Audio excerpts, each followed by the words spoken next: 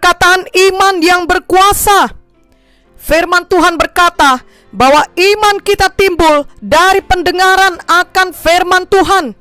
Dalam Roma 10 ayat 17 tertulis, jadi iman timbul dari pendengaran, dan pendengaran oleh firman Kristus. Ketika kita mendengarkan dengan sungguh-sungguh firman Tuhan, maka kita mengerti, menyambut, dan percaya kepada firman Tuhan tersebut, dan menyimpannya dalam hati kita sebagai iman. Kita percaya bahwa apa yang dikatakan oleh firman Tuhan itu pasti digenapi Tuhan dalam hidup kita, oleh karena Tuhan tidak pernah berdusta. Bilangan 23 ayat 19 berkata, Allah bukanlah manusia sehingga ia berdusta, bukan anak manusia sehingga ia menyesal. Masakan ia berfirman dan tidak melakukannya, atau berbicara dan tidak menepatinya? Dalam hal ini, pengertian kita akan firman Tuhan bukanlah datang oleh karena kepintaran manusiawi kita, tetapi oleh karena Roh Kudus yang menerangi hati kita dan pikiran kita, sehingga kita dapat mengerti dan percaya akan firman Tuhan tersebut. Roh Kuduslah yang menggerakkan para penulis Alkitab, sehingga Roh Kudus juga yang paling dapat menerangkan firman Tuhan kepada kita. Itu sebabnya kita perlu selalu penuh Roh Kudus dan mau dipimpin oleh Roh Kudus. Roh Kudus membuat firman Tuhan menjadi kehidupan kepada kita.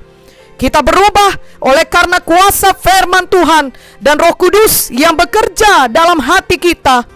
Kita memiliki iman oleh karena firman Tuhan yang dihidupkan oleh Roh Kudus dalam hidup kita. Iman adalah percaya akan apa yang dikatakan firman Tuhan, tetapi belum kelihatan kepada mata badani kita. Ibrani 11 ayat 1 berkata, iman adalah dasar dari segala sesuatu yang kita harapkan, dan bukti dari segala sesuatu yang tidak kita lihat. Bila memang sudah dapat dilihat oleh mata kita, maka itu bukan iman, tetapi justru pada waktu kita belum melihatnya atau belum menerimanya, kita percaya dan beriman seturut dengan apa yang dikatakan firman Tuhan tersebut. Dan iman yang di dalam hati kita akan keluar dari mulut kita sebagai perkataan iman. Sebagaimana iman dalam hati kita, itulah yang akan dijadikan Tuhan kepada kita. Ini berarti juga sebagaimana perkataan iman yang kita ucapkan, itulah yang akan dijadikan Tuhan kepada kita. Markus 11 ayat 23 sampai 24. Aku berkata kepadamu, sesungguhnya barang siapa berkata kepada gunung ini, beranjaklah dan tercampaklah ke dalam laut, asal tidak bimbang hatinya, tetapi percaya bahwa apa yang dikatakannya itu akan terjadi, maka hal itu akan terjadi baginya. Karena itu aku berkata kepadamu, apa saja yang kamu minta dan doakan, percayalah bahwa kamu telah menerimanya, maka hal itu akan diberikan kepadamu. Jadi jika perkataan dan doa kita adalah perkataan iman yang tentunya harus sesuai dengan firman Tuhan, maka Tuhan akan memberikan dan menjadikannya kepada kita. Itu sebabnya perkataan iman kita adalah berkuasa. Marilah selalu mengucapkan perkataan iman, sehingga perkataan kita selalu menurunkan kuasa Tuhan dalam hidup kita. Dalam menghadapi kehidupan kita sehari-hari, mari selalu berjalan dengan iman dan selalu mengucapkan perkataan iman. Oleh karena itu, biarlah hati kita penuh selalu dengan Roh Kudus dan penuh selalu dengan firman Tuhan. Dalam keadaan-keadaan tertentu, Roh Kudus akan menghidupkan firman Tuhan agar kita dapat menghadapinya dengan hati penuh iman dan terus bertekun mengucapkan perkataan iman sampai iman kita itu dijadikan kepada kita. Pada waktu Bapak Benjamin Munte masih mulai pelayanannya di desa-desa, ia harus ke Jakarta untuk mengurus izin GKII untuk beroperasi di seluruh Indonesia. Tapi ketika itu ia juga sedang sakit keras dan ia harus tinggal lebih lama di Jakarta.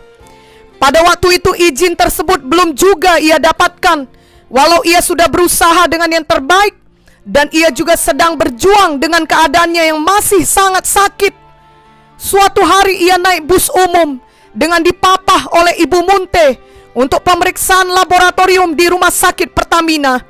Ketika bus tersebut melewati Stadion Senayan, Bapak Munte berkata, "Suatu hari saya akan berkhotbah di stadion yang besar ini."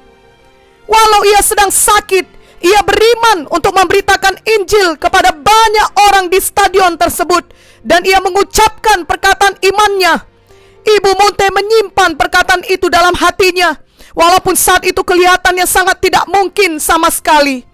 Belasan tahun kemudian, Bapak Munte benar-benar berkhotbah di Stadion Senayan yang dihadiri puluhan ribu orang untuk memberitakan Injil Kristus yang disertai dengan mujizat Tuhan. Bahkan pada hari tersebut hujan turun, namun jiwa-jiwa tetap tinggal mendengarkan firman Tuhan dengan sungguh-sungguh, dan banyak kesaksian mujizat terjadi kepada jiwa-jiwa tersebut. Dan izin gereja GKI juga berhasil didapatkan, sehingga saat ini banyak cabang GKI dapat beroperasi di seluruh Indonesia. Bahkan izin tersebut ternyata Tuhan berikan pada tanggal hari ulang tahun Bapak Munte, sehingga sepertinya Tuhan memberikan hadiah ulang tahun kepadanya. Sungguh Tuhan Yesus baik, Ia dapat melakukan lebih dari yang kita pikirkan.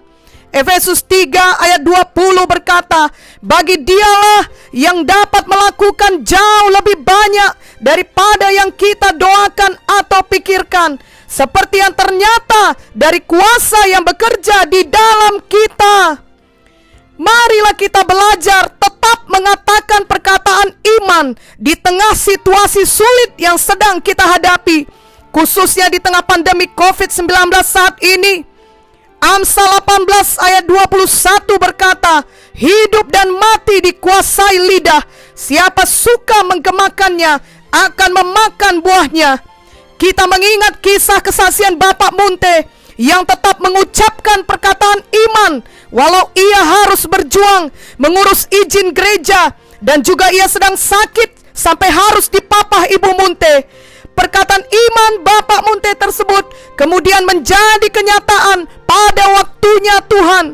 Sungguh perkataan iman sangat berkuasa. Tuhan selalu menepati janjinya bagi kita yang percaya, dan tidak ada yang mustahil bagi orang yang percaya. Amin.